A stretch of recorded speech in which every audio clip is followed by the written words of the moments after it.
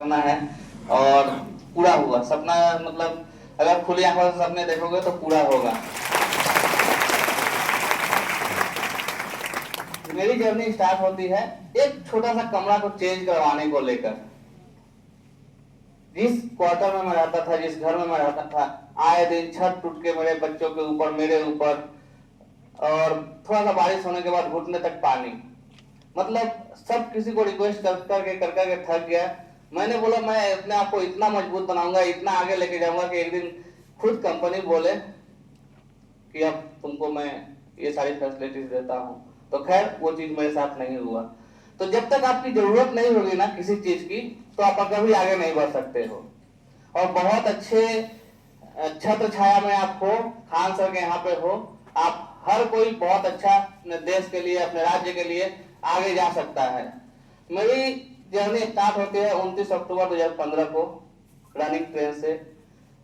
Reservation compartment के दरवाजे पे गया मुंह धोने के लिए, और पानी गिरा हुआ था।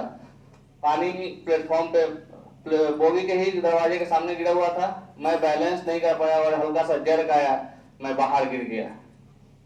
जैसे ही गिरा, मैं गाड़ी का रोड को पकड़ के अपने आप को संभालने की कोशिश किया, तब तक प्लेटफॉर्म आया और ट्रेन और प्लेटफॉर्म के बीच में, प्लेटफॉर्म में ही मेरा पैर रगड़ खाया और पूरा बुरी तरीके से क्षतिग्रस्त हो गया। फिर हॉस्पिटल में ले जाके पैर को काट के अलग कर दिया गया। जैसे तैसे जिंदगी संभाल ही रही थी। हॉस्पिटल से घर आया। घर आने के बाद तरह तरह की लोगों की बातें, आस पड़ोस के लोगों की बातें, अरे इसको मर जाना चाहिए, इसको खिलाएगा कौन, इसको देखेगा कौन, इसकी वाइफ छोड़ के चली जाएगी, इसकी बूढ़ी माँ है। बहुत सारी परेशानियां, प्रॉब्लम्स थी। मेरे घर में नहीं थी, आसपास के घरों में थी। मैं इग्नोर करते गया, सुनते गया। लेकिन कहते हैं ना कि जो चीज सुनोगे वो चीज होगा।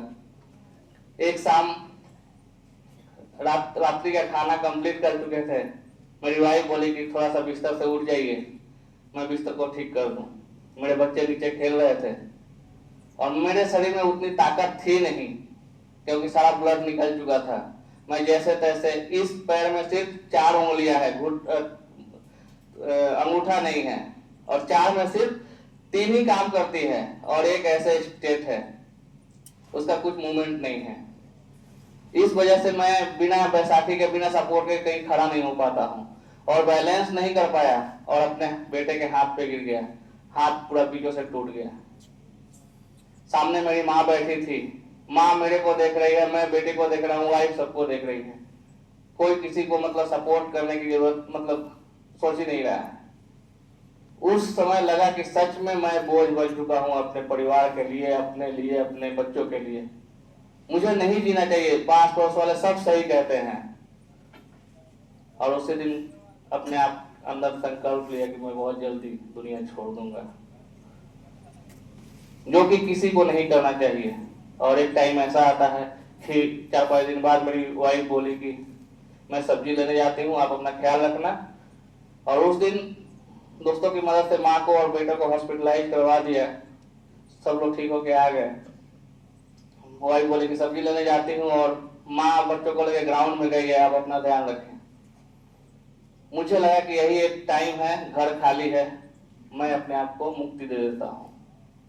और घर में पड़ी एक लाइलन की रस्सी जुगाड़ की और हैंगिंग किया, और जैसे ही गर्दन में लगा के स्टेप आगे बढ़ाया, तब तक मेरा बेटा हाथ में प्लास्टर लिए खड़ा था। उसके मुंह से पता नहीं वो शब्द कैसे निकले कि पापा झूला क्यों लगा रहे हैं। हम लोग घर में छोटी मोटी चॉकलेट, मिठाई, कुछ भी चोरियां करते रहते हैं बचपना में। कोई सामने पड़ जाता है तो स्वयं सजाते हैं, डर सजाते हैं। वैसे ही मेरे साथ हुआ। मेरा बेटा जब क्वेश्चन किया, मैं सकपका सा गया, डर सा गया। संग संग अपनी रस्सी को लूज किया और उसे पकड़ के रोने लगा। क्योंकि एक पिता का ना होना मैं अच्छी तरीके से जानता था। 2013 में मेरे पिता को कैंसर से डेथ हो गया था। 2015 में मेरा पैर कट जाना। 2012 में मेरी दीदी के हस्बैंड का ठंड लगने से एक्सपायर हो जाना। तो इन सभी लोगों को मैं देखता था नजदीक से, और वो कमियां सोचा, और उसी समय डिसाइड किया कि वही चीज जो मैं दर्द फील कर रहा हूँ, जो मेरी माँ कर रही है, मेरी जो दीदी कर रही है, जो मेरे भांजे कर वही चीज मैं अपनी पत्नी और अपने बेटे को देने जा रहा हूँ।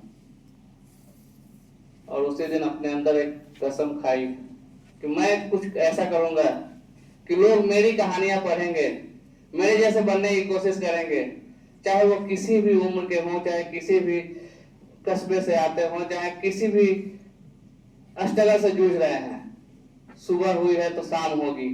और उसी दिन एक टूल्स के सहारे ग्राउंड तक निकला। एक 5 किलोमीटर रन से मैंने स्टार्ट किया। आज 16-17 राज्यों में दौड़ता हूँ तिरंगे के साथ।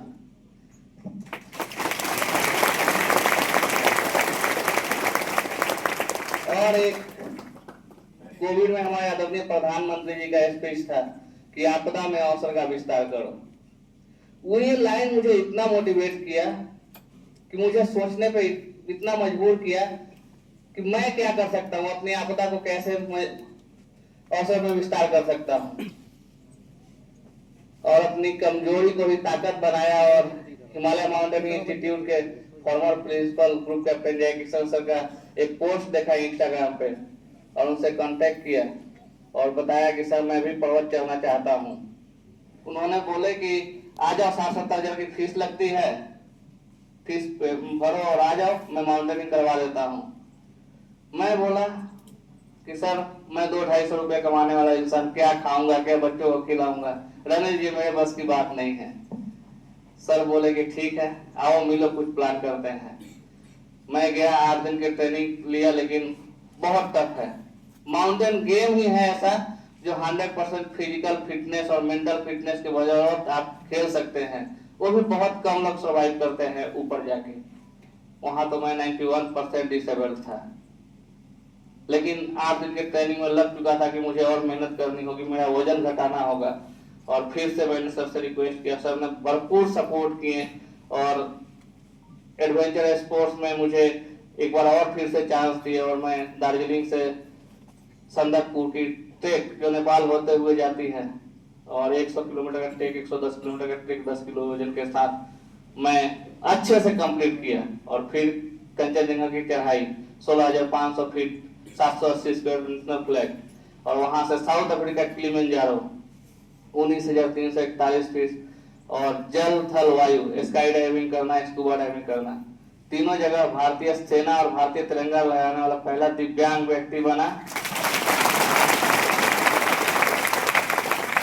और इसी वर्ष जो खेल पुरस्कार हुआ जिसमें मनु भाकर, बड़े बड़े स्पोर्ट्स, नवदीप सिंह, सब कोई था, उसमें मैं भी एक था। लेकिन मैं एडवेंचर स्पोर्ट्स को उतना हर कोई नहीं जानता है, इसलिए आज हर किसी के, हर मंत्री के पास जा के बताना पड़ता है कि मैं एडवेंचर बॉडी हूँ, मैं प्रेसिडेंट बॉडी हूँ, मैं भारत का, बिहार का राज्य के रहने वाला हूँ। आज लगभग 1 सालों से घूम घूम के प्रचार कर रहा हूँ कि मैंने ये अचीवमेंट किए हैं।